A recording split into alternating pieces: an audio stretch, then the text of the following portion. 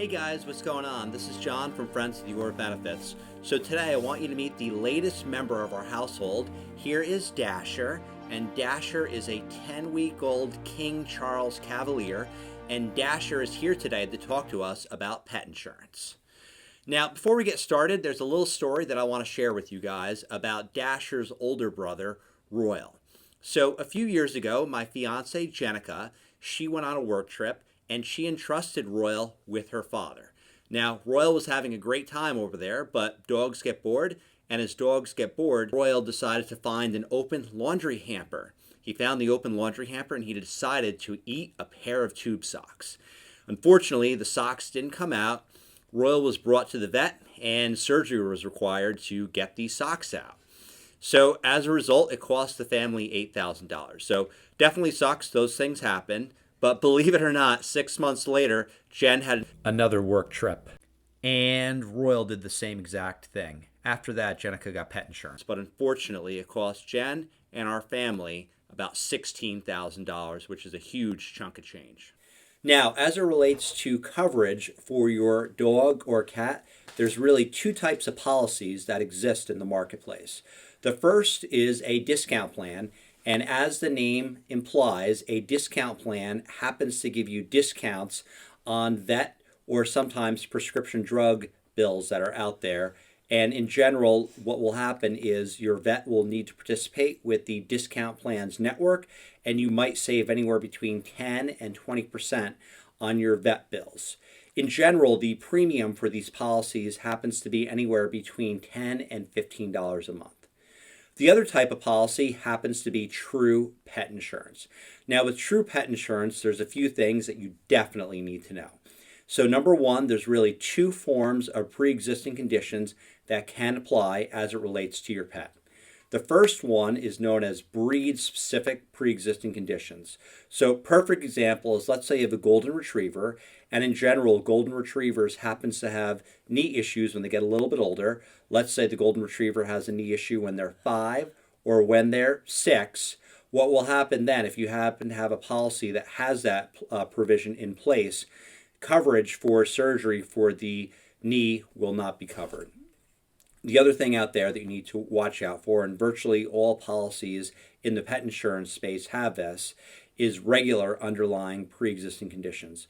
What this means is, let's say Dasher, and he's really healthy, but let's say when we got him, he wasn't. We went to insure him, and he happened to have an underlying issue. Anything related to that underlying condition would not be covered by the pet insurance policy. Next thing you need to know is your premium and your deductible have an inverse relationship. What do we mean by that, John? So in general, the higher the deductible you go, the lower your underlying premium. Next thing you need to know is your reimbursement or coinsurance percentage. So after the deductible is satisfied, your coinsurance can vary anywhere between 50 and 90% of the underlying bill. So here's an example. Let's say you satisfy your deductible, and Dasher here happens to go to the vet, and his bill happened to be $500. Now, let's say the coinsurance that I have is 50%. What that will mean is the pet insurance policy will actually cut me a check for $250, and I'm on the hook for the other $250. Now, in just a little bit, we're going to go through. We actually got 3 quotes for Dasher today. We're going to show you what the underlying quotes are, and then we'll come up with a decision, and you guys can decide if we made the right decision. Now, if you happen to like what you're seeing, we want to hear from you guys, so certainly comment below, and it would help us a lot if you certainly hit the button to subscribe and like this video. So Dash has decided that all this talk about finance and pet insurance is quite boring, so he's decided to take a nap, but don't worry, he'll be back at the very end of the video. Now, before we go through the 3 quotes that I received, there's one additional benefit that you may see in the pet insurance marketplace. Sometimes you'll see the pet insurance companies offer you a preventive or wellness benefit, and this type of benefit is meant to reimburse you for any routine pet care as it relates to an annual physical and sometimes the cost of vaccinations. Now, for me personally, this wasn't something that I was really interested in because you have this rider, you're going to pay a lot more in your monthly pet insurance premiums. But if you're someone who's really interested in cash flow stability, you may wish to consider this premium provision. So the first quote we have here is from Nationwide. So my employer happens to offer me Nationwide, and I'm not required to take it, but I can choose to get an option from them. So let's take a look at the quote from Nationwide. The underlying deductible is $250 a year. It has a 70% reimbursement rate. And then really important to note is it has a cap on the maximum amount that it will pay out in a year. So the maximum amount that it would pay out for Dasher is $7,500 per year. Let's take a look at the premium. So this premium will actually be deducted from my paycheck, and it works out to be roughly $52 per month. So that's where the quote stands. So let's take a look at the second quote over here. The second quote over here is from Trupanion.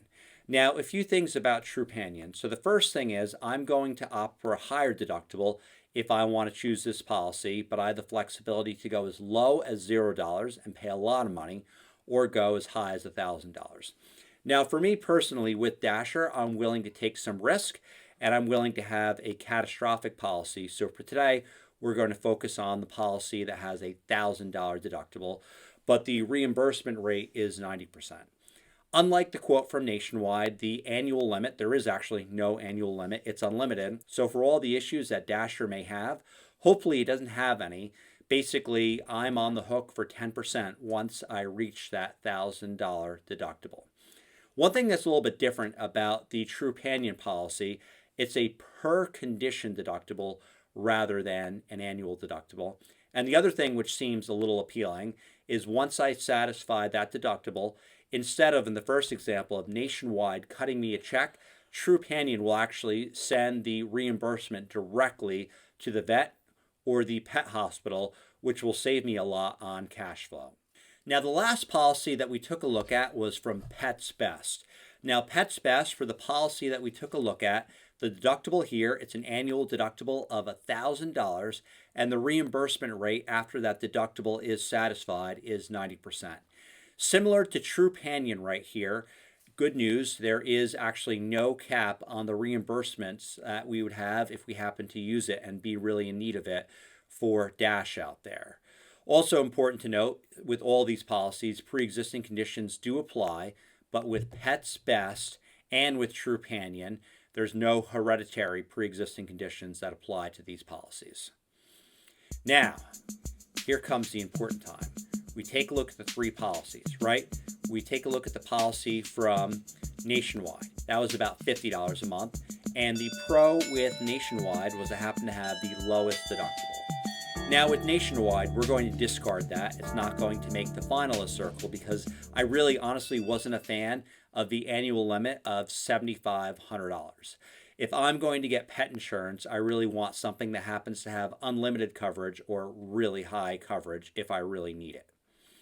Now, it comes down to Trupanion or Pets Best. With Pets Best, the premium was the lowest. It was about $20, $21 per month. Very affordable. With Trupanion, the premium was double. It was about $41 out there, right? So the question is it worth double? Let's go over the pros of Trupanion. With Trupanion, it's a per condition lifetime deductible. So let's say Dasher happens to have the same issue over and over again. Once I reach that $1,000 deductible, I'm just paying my 10% coinsurance, and Trupanion is paying their remaining 90%. And as an added bonus, they are paying the vet or the pet hospital directly. With Pets Best, the premium was low, so that's a huge positive. But the negative was, for any bill, they're going to reimburse me directly. So cash flow wise, I could be on the hook if Dasher happens to cost Daddy a lot of money out there. So here it comes, real tough decision to make. And the winner is Pets Best. And I really chose Pets Best, even though Trupanion had that feature out there which would pay the vet or the animal hospital directly. The difference in premium was too much to pass up. Both are great companies, and I'm really happy that we picked Pets Best and we're saving our family a ton of money. Would you guys ever consider pet insurance for your dog, pet, or perhaps an exotic animal out there? And if so, which company did you pick?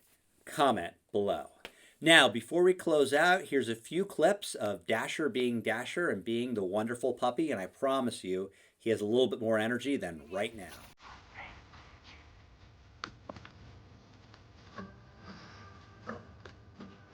Good boy.